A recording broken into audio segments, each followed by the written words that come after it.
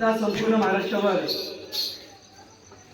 जी मराठी माणसाला योग्य पाहिजे होती की ठाकरे बंधू एकत्र यावे आणि त्यांच्या सोयीनुसार दोन्ही ठाकरे हे तब्बल 20 वर्षानंतर एकत्र आलेले आहेत.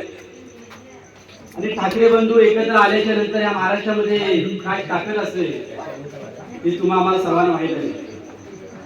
म्हणून काय होतं ऐका, अहो आत्मा बाळासाहेबांचा, अहो आत्मा बाळासाहेबांचा घालतोय तुम्हाला सादरे, अहो मिटून टाका भावा